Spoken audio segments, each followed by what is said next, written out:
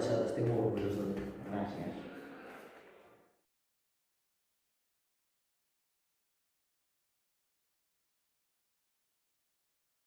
Al món hi ha més de 263 milions de nens sense escolaritzar.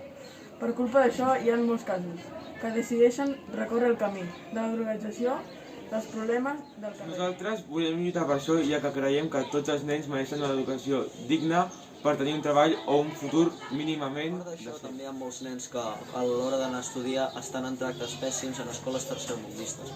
Per això nosaltres creiem que és una de les prioritats, una educació decent per cada nen.